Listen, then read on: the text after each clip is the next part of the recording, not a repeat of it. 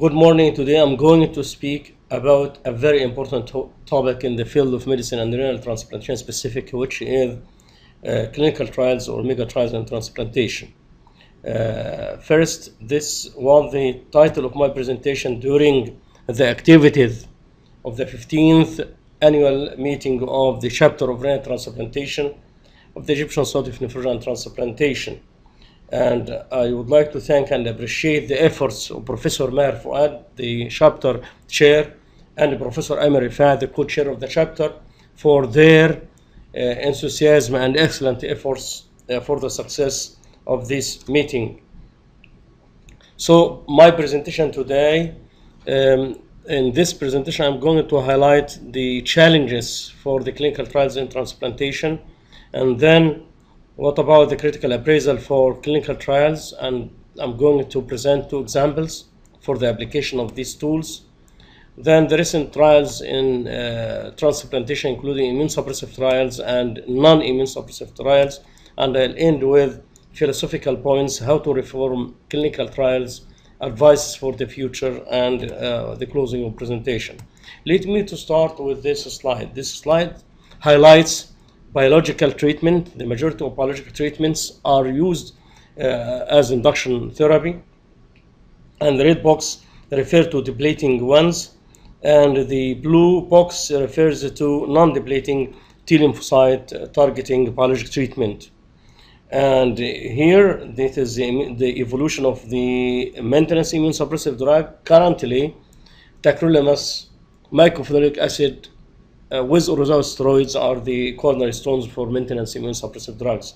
We are hoping in the future that we will find cell-based strategies like stem cells, Treg cells, or gene editing or others. So a lot of advancements are expected in the future for the field of immune suppression.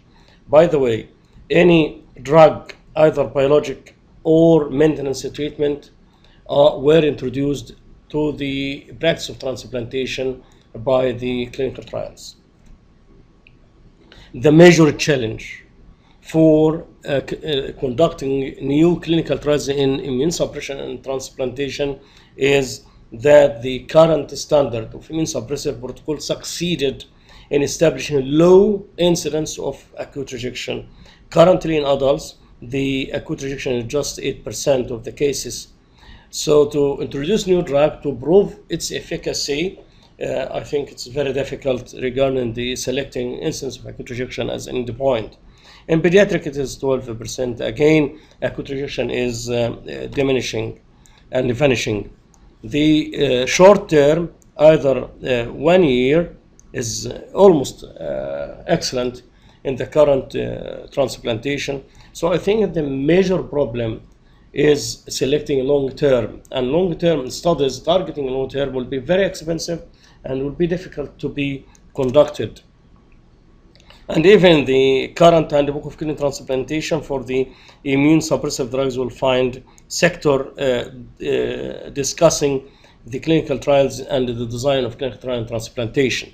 Regarding long-term study, I think this is a very interesting study because it addresses the renal graft histology at 10 years after transplantation in the tacrolimus era, which is the best era for renal transplantation. And this study shows that there is an evidence of pervasive, this means common, chronic injury by years. If you look here, this is the biopsy on time 0, 5 years, and 10 years.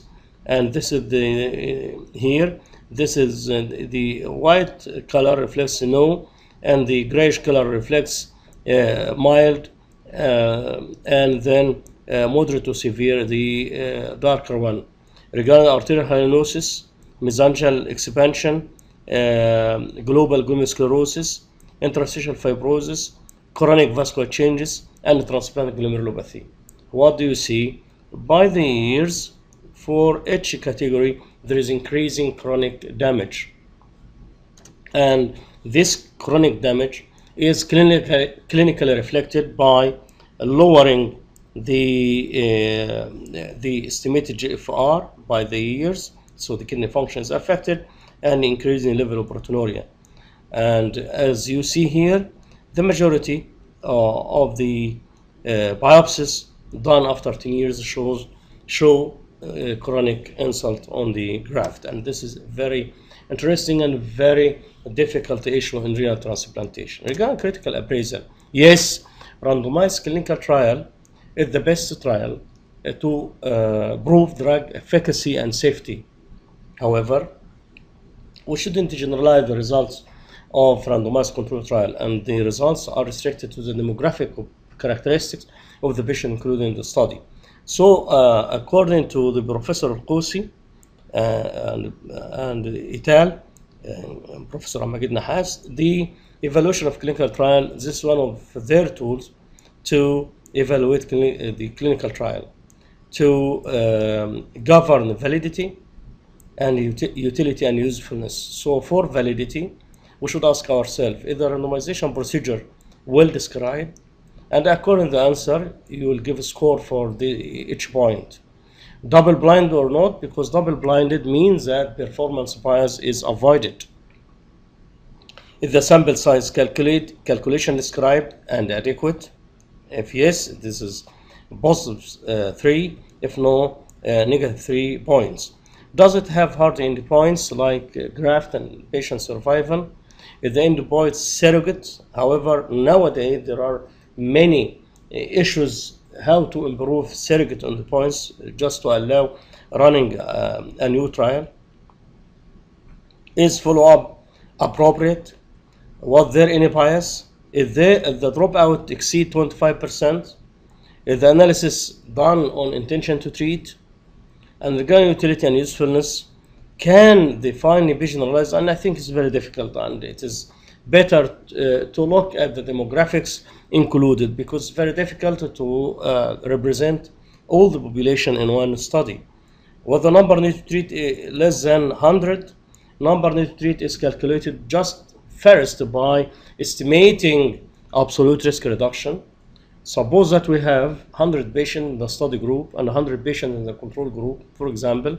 Rejection occurs in 20% in the study and 40% in the control group. This means that we have absolute risk reduction of 20%. 40% minus 20% in this example equals 20%.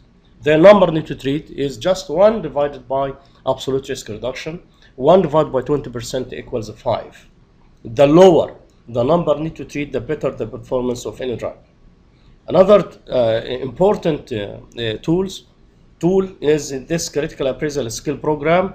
You can find it on the Google. Just writing in this title, you will find all these checklists, and you can click just to look at the checklist for randomized control trial, and going for 11 questions to help you to make sense of the trial, and go one by one, just answer, and at the end you will find the how to evaluate the randomized trial. An example, ELITE-Symphony Trial. This is one of the most important trials in renal transplantation, because this trial paved the way for the low tacrolimus for the immune suppression. So this study compared low-dose cyclosporin, low-dose tacrolimus, low-dose sirolimus with induction therapy with daclizumab in comparison to standard dose cyclosporin, and this study proved that the low-dose tacrolimus is the best. If we go to apply the critical appraisal tool, these are the points. Is the randomization procedure described well? Yes. So the study is offered 1 point here. With the study double blind, it was not double blind, and this is the negative, and this is defect because of performance bias. Was the sample size calculated and described? Yes. Did the study have hard endpoints? No, and this is another pitfall. Was the endpoint surrogate? Yes, and this is also pitfall. Was the follow-up appropriate? Yes. Was there any bias? The main problem is using low cyclosporin on the low mTOR inhibitor level, low seromas, are known by their under immunosuppressive, and I think this is a problem. The second problem in the study is depending blood level of cyclosporin, tacrolimus, and sirolimus were measured using locally available assays.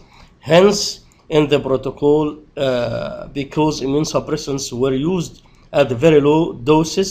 This heterogeneity gives a huge bias because for a given target, the result can be very different depending on the test used to measure it. Dropout above 25%, number needed to treat was not evaluated in the study. So, by applying this critical appraisal, the total score of the study is just 6.5%, although it changed the practice of transplantation. Another study, which is the INTAC Trial, addressing alemtuzumab induction in renal transplantation, including these 4 groups of patients: low-risk recipients receiving basiliximab, low-risk recipients receiving alemtuzumab, high-risk patients receiving rapid ATG, high-risk patients receiving alemtuzumab. So it compared the results of alemtuzumab versus basiliximab in low immunological risk patients and alemtuzumab to the rapid ATG in high-risk patients. If we look at the critical appraisal tool and you apply you will find the total score of this study is 46%. So regarding this this point in the presentation, it's better to look thoroughly and to assess the usefulness and the strength of any clinical trial. Regarding the recent trials in transplantation, this one of the trials about the Harmony trial, rapid ATG or basiliximab induction for rapid steroid withdrawal after transplantation. It is an open label. Again, open label is a defect in the study, but it is multi-center randomized control trial. And this is the flow of the study: Arm A, Arm B, and Arm C. In Arm A, the patients received the basiliximab and steroids.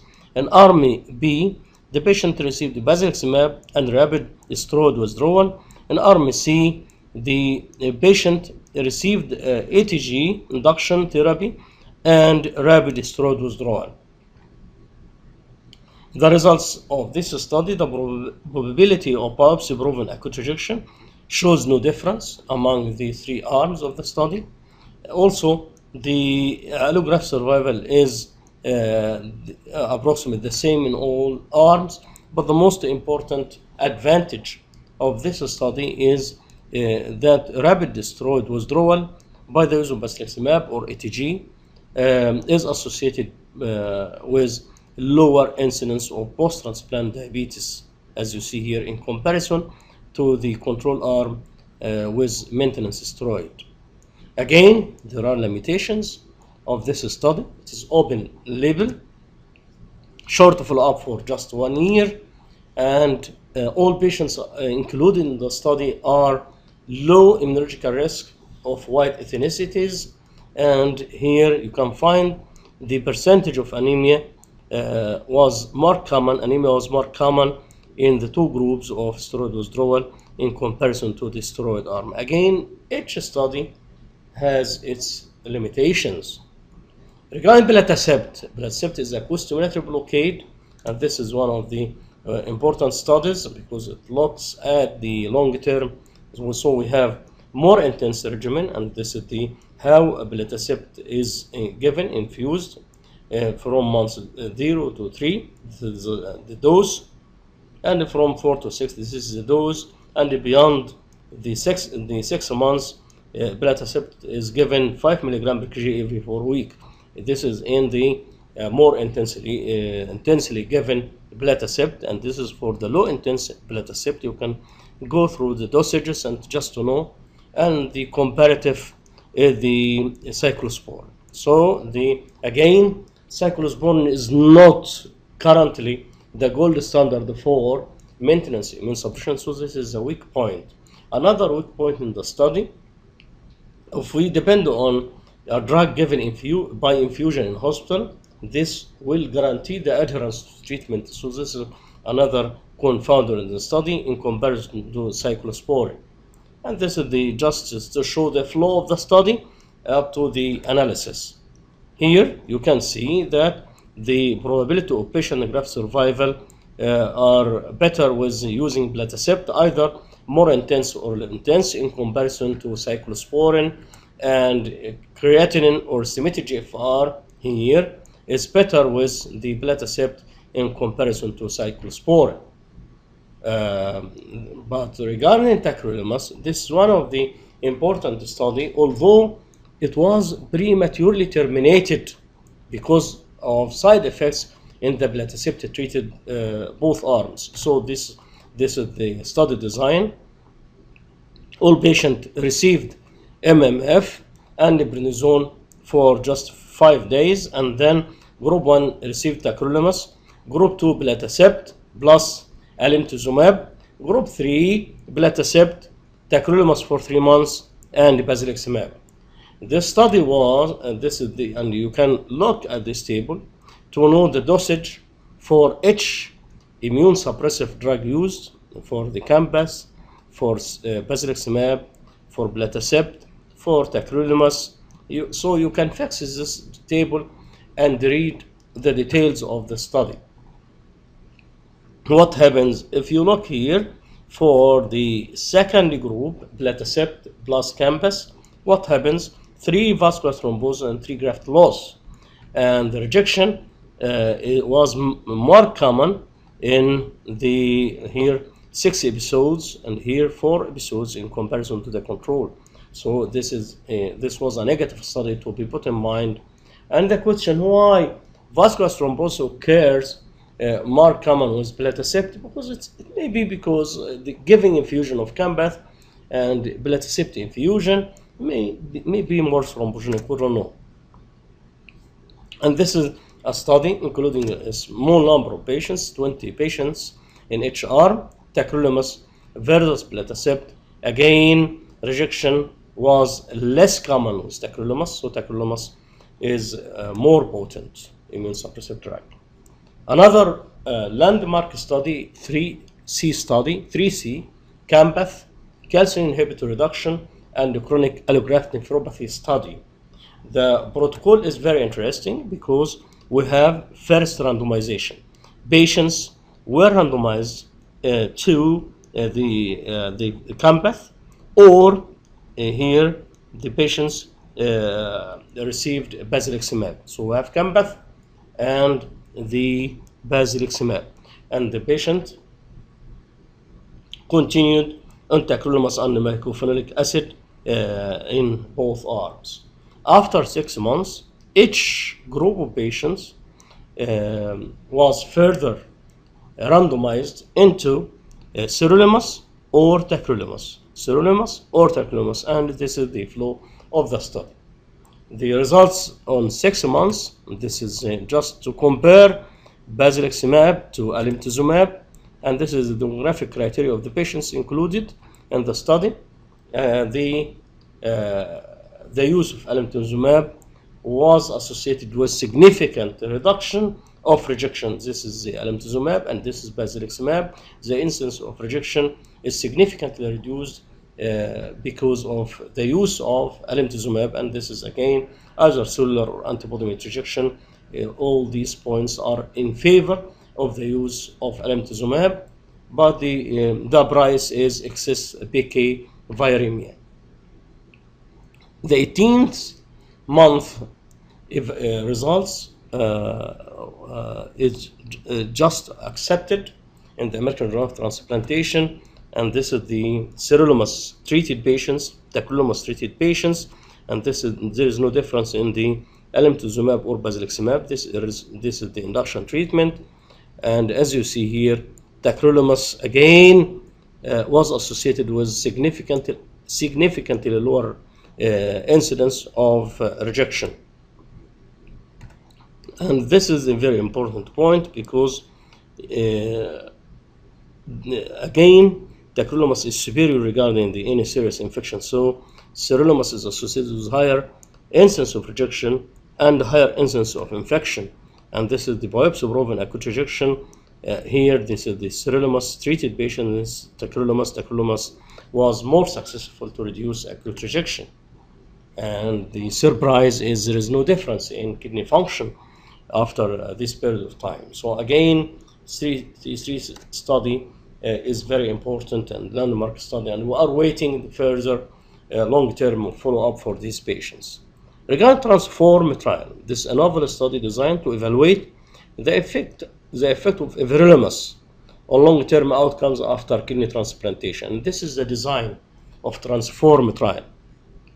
So starting randomization from early beginning, and the patients were randomized either to everolimus, reduce the calcium inhibitor and steroid, and this is the level of calcium inhibitor on this in the first months, and then from months 2 to 6, and after that you can just look at the levels.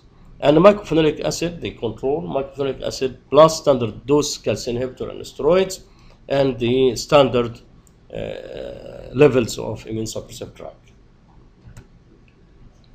And this is the primary objective, to evaluate the effect of everolimus with reduced exposure to calcium inhibitors versus mycophenolic acid with standard dose of calcium inhibitors on the composite of treated biopsy acute rejection or estimated GFR. And these are the key secondary endpoints and other secondary endpoints, so you can look at them. But the most important point is we should know that this study has many exclusion criteria. So using other investigational drugs is considered exclusion criteria.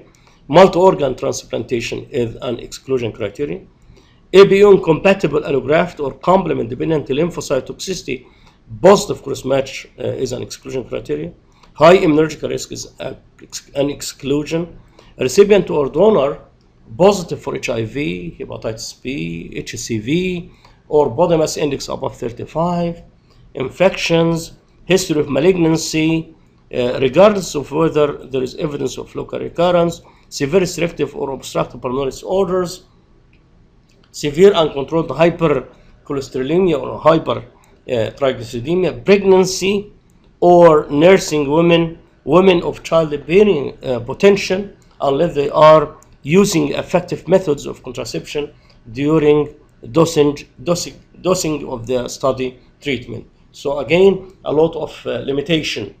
The results of this study is not yet published in a regular manuscript, but during the last year, 2017, there was a release, the presentation on the American Transplant Congress, and this is a novel endpoints, discussing endpoints, which is treating a biopsy-proven acute rejection and estimated GFR, and in the ESOT, here there was no difference in the estimated GFR in the two arms of the everolimus plus reduced calcium inhibitor versus mycophenolic acid and standard calcium inhibitors. And this is a protocol, and here our center, Renal and Nephro Center, is chairing in the study, and here we have living and cadaveric. This is so the study is very heterogeneous. Regarding this is another point, and I think it's very interesting because it addresses the infection in everolimus. Here, the CMV and the PK are significantly lowered by the use of everolimus in comparison to mycophenolic acid treatment. If we go to the systematic review and meta-analysis, we find the use of mTOR inhibitors versus standard calcium inhibitor dosages. Here, mTOR inhibitor use was significantly associated with significantly lowered incidence of CMV, insignificant difference in PK, and even if we look at mTOR inhibitor plus reduced dose calcium inhibitors versus regular dose calcium inhibitor, the use of mTOR inhibitors was associated with significantly lowered CMV. This may be because these mTOR inhibitors inhibit as well the viral replication. Again, there are many limitations for Transform study. Open labeling, it seems it's very difficult to do a double-blind study in this issue, including heterogeneous living and cadaveric kidney transplantation, using heterogeneous cyclosporin and tacrolimus, and the majority of patients on the reduced dosage calcium inhibitor even have more than expected level, dependence on estimated GFR and not measured GFR to prove difference in the study.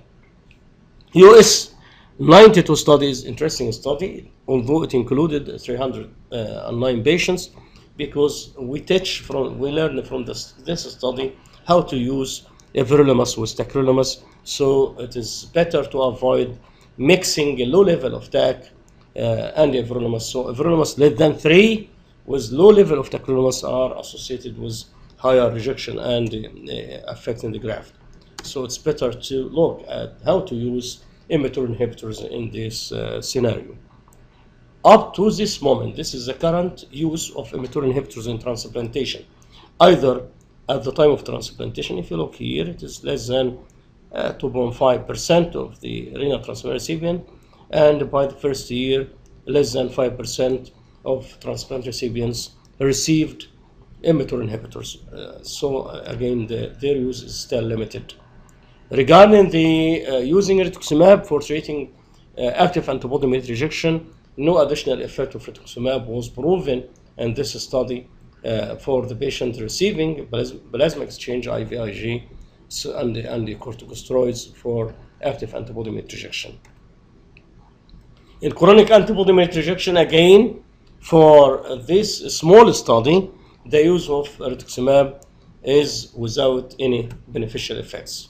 As you see here, this is in the treatment by rituximab and the placebo. Even SMID-GFR is low in rituximab. The same, this is placebo, this is regarding proteinuria. Proteinuria is higher with the use of rituximab. DSA, this is in placebo and rituximab, so rituximab doesn't add anything in chronic antibody-mediated rejection. Tocilizumab, which is monoclonal antibody humanized against interleukin 6 receptor. This is a study just to trying to address the effect of tocilizumab for treatment of chronic antibody-mediated rejection. For Borteject, a randomized controlled trial for the use of bortezomib for treating late antibody-mediated rejection. This is the study design and how the randomization process is done. This is regarding the biopsy-proven rejection for bortezomib and the placebo, and again, there is no benefit. So the treatment of antibody-mediated rejection was reviewed in a systematic review and meta-analysis that reviewed all studies done in the previous 5 years. Again, all the studies done are full of bias, and the evidence is very low, to the extent that the conclusion of this meta-analysis is newer studies evaluating rituximab showed little or no difference to early graft survival, and the efficacy of bortezomib and complement inhibitors for treatment of antibody-mediated rejection remains unclear. Despite the evidence of uncertainty, plasmapheresis and IVIG have become standard of care for treatment of acute antibody-mediated rejection. Another interesting study, although it doesn't discuss a special drug, but it discusses a very important issue in medicine, which is drug adherence.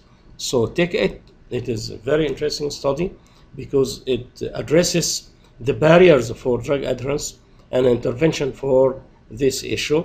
And in the last American Transplant Congress, Foster, on behalf of the TACIT investigators, presented an intervention to improve medication adherence in adolescent kidney transplant recipients. Regarding just an example for the studies, valganciclovir prophylaxis versus preemptive therapy. So this is a study outside the immune suppressive drugs. So 1 year results of this randomized clinical trials shows superiority of prophylaxis in comparison to preemptive treatment. CMV is significantly lowered by the use of the prophylaxis. CMV disease and syndrome are significantly lowered for treating these patients. The result of 7 years, the results of this study was accepted and breast. Valganciclovir prophylaxis versus preemptive therapy in cytomegalovirus positive renal transplant recipient. This is the flow of the study, and if you look here, this is the at 12 months and after 7th year. Again, the CMV infection, CMV disease are significantly lowered by the use of prophylaxis in comparison to preemptive treatment. The same, this is the CMV, so the survival distribution function and this is for the prophylaxis and preemptive treatment. The use of prophylaxis is better than preemptive treatment. Sorry. Another interesting study outside the immune suppression domain is remote ischemic conditioning trial. So remote ischemic conditioning on recipients of deceased renal transplant doesn't improve early graft function. This is the title. Multicenter, double-blind randomized control trial. The patients were randomized into remote ischemic conditioning and sham.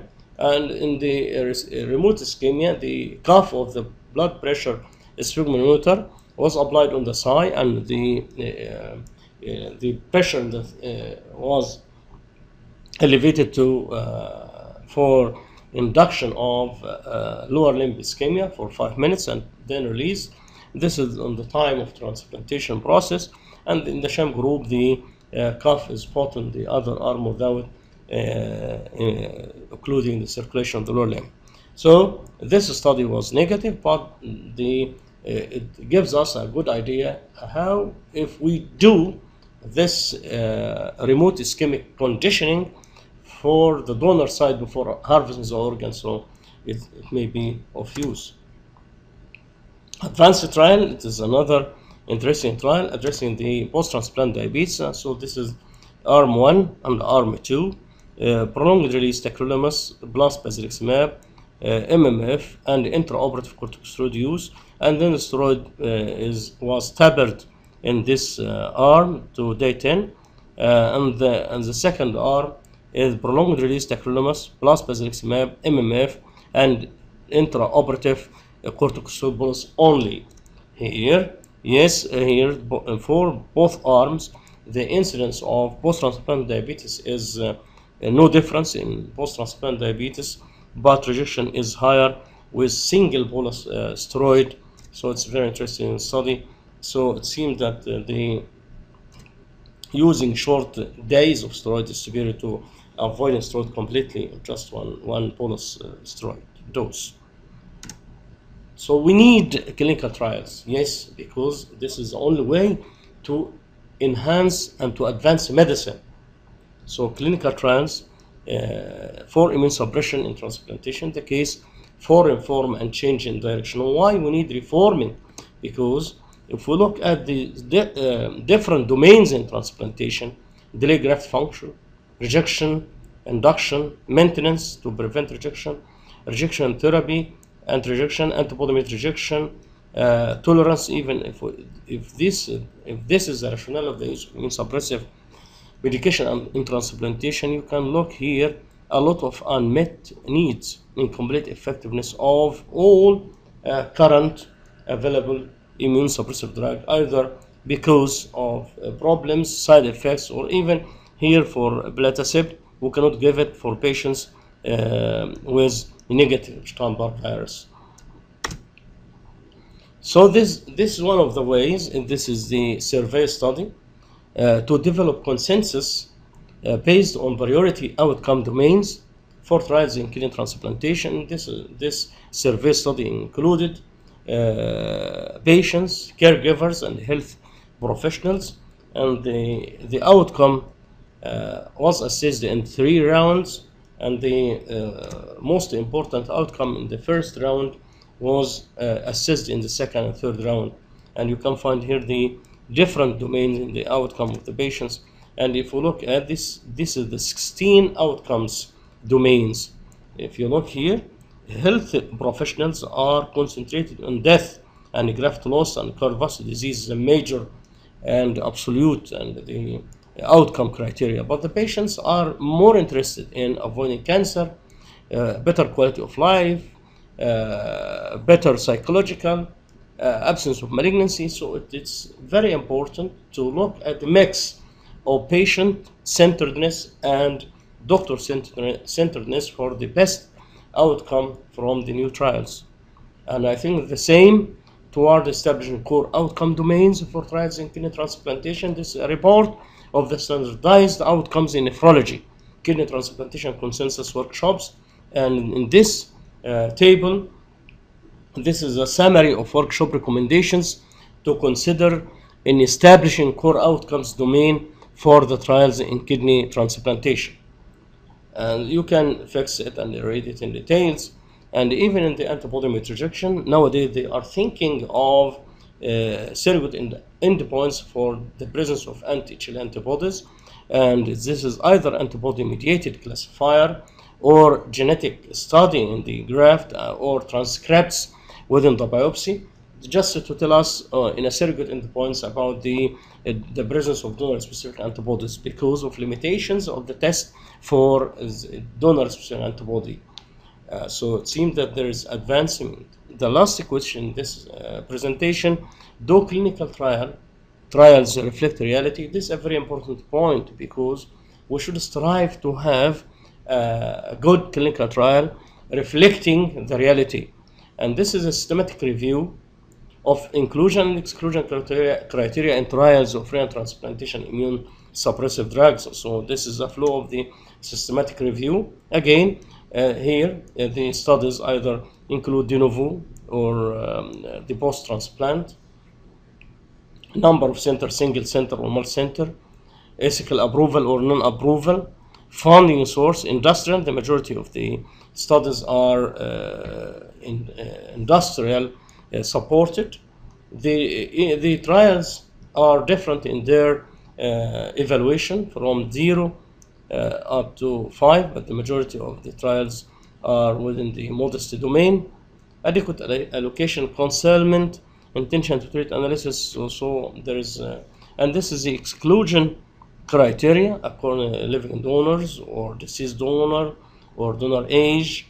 Here and another, the recipient age, first degree or transplant only, current panel antibody, ABO incompatibility. So it seems that the clinical trials is just an experiment, and we can expect the discordance with the clinical reality. So up to this point, yes, clinical trial is very important because it is the only way to advance medicine. There is a very important shortage of the current immune suppressive, although it improved the short-term and rejection incidence of acute rejection. However, the long-term graft survival is not yet adequate, and we need to improve it. So we need more and more innovations and new immune suppressive drugs to be added to the immune suppressive protocols. And I think the only way is to have studies and to have science. And this is just to show you that there is even thinking of delivering nanoparticles, using nanoparticles for immune suppression and targeting lymph nodes, revisiting the genetic profiling of allergic T cells for inducing tolerance, and harnessing the lymph nodes just to deal with the lymphocyte from its beginning. So we need more and more trials. We need science to improve the outcome of transplantation. Up to this moment, I would like to thank you very much for your good attention, and I'll be happy if you have any question. Thank you very much.